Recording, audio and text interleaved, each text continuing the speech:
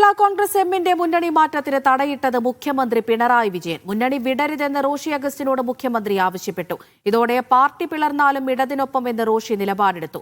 CPM നീക്കം അറിഞ്ഞതോടെ മുന്നണി മാറ്റ നീക്കം ജോസ് കെ മാണി ഉപേക്ഷിക്കുകയായിരുന്നു. കേരള കോൺഗ്രസിന്റെ നിർണായക സ്റ്റിയറിംഗ് കമ്മിറ്റി നാളെ കോട്ടയത്ത് ചേരും. സെയ്ഫ് സെയിൻ ലാബ്ദീൻ വിവരങ്ങൾ നൽകാനായി തിരുവനന്തപുരത്ത് നിന്ന് ചേരുന്നുണ്ട്. സെയ്ഫ്, കഴിഞ്ഞ കുറച്ച് ദിവസങ്ങളായി കേരള കോൺഗ്രസ് എമ്മിന്റെ മുന്നണി മാറ്റം തന്നെയാണ് ചർച്ചയാകുന്നത്. അത് ഉണ്ടോ ഇല്ലയോ എന്നുള്ള ചോദ്യമൊക്കെ നിലനിൽക്കുന്നുണ്ട്. ഏറ്റവും ഒടുവിൽ കഴിഞ്ഞ ദിവസം ജോസ് കെ മാണിയുടെ തന്നെ പ്രതികരണവും നമ്മൾ കണ്ടു. അപ്പോൾ തടയിട്ടത് മുഖ്യമന്ത്രിയാണോ? മുഖ്യമന്ത്രി പിണറായി വിജയനാണ് കേരള കോൺഗ്രസ് എമ്മിനെ ഇടതുമുന്നണിയിലേക്ക് കൊണ്ടുവരാൻ വേണ്ടി ചുക്കാൻ പിടിച്ചതിൽ ഏറ്റവും പ്രധാനപ്പെട്ടയാൾ. മുഖ്യമന്ത്രി പിണറായി വിജയനും കോടിയേരി ബാലകൃഷ്ണനും ചേർന്നാണ് കേരള കോൺഗ്രസ് എമ്മിനെ ഇടതുമുന്നണിയിൽ എത്തിച്ചത്. ഇപ്പോൾ 3 മേഖലാ ജാഥകൾ തെരഞ്ഞെടുപ്പിന് മുമ്പ് തീരുമാനിച്ചിരിക്കുന്നു. അതിൽ ഒരു ജാഥയുടെ ക്യാപ്റ്റൻ ജോസ് കെ മാണിയാണ്. അതിനിടയിലാണ് മുന്നണി വിടുമെന്ന തരത്തിലുള്ള വാർത്തകൾ പുറത്തു വരുന്നത്.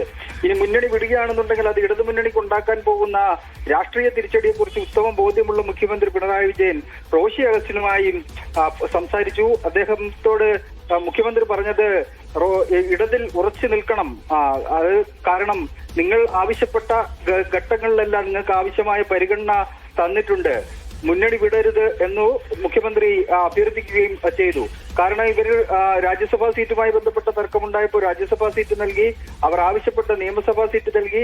തദ്ദേശ തെരഞ്ഞെടുപ്പിൽ അവരുടെ ശക്തി നോക്കി തന്നെ അവർക്ക് സീറ്റുകൾ നൽകിയിട്ടുണ്ട്. അതുകൊണ്ട് മുന്നണി വിടരുത് എന്നുള്ള ആവശ്യം മുഖ്യമന്ത്രി ഇദ്ദേഹത്തിന് മുന്നിലേക്ക് വെക്കുകയും പാർട്ടി പിളർന്നാലും ഇടതിനൊപ്പം നിൽക്കും എന്ന് റോഷി അഗസ്റ്റിൻ മുഖ്യമന്ത്രിയോട് പറയുകയും ചെയ്തു.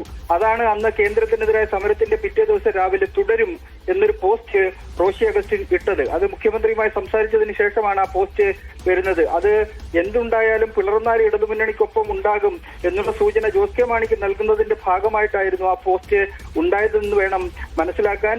2 പേരാണ്, റോഷി അഗസ്റ്റിനും അതുപോലെ റാന്നി MLA പ്രമോദ് നാരായണനും. ഇവർ 2 പേരുമാണ് ഇടതുമുന്നണിക്ക് ഒപ്പം നിൽക്കണമെന്ന് നിലപാട് സ്വീകരിച്ചതെന്നാണ് ഇതുവരെ അറിയാൻ കഴിഞ്ഞത്.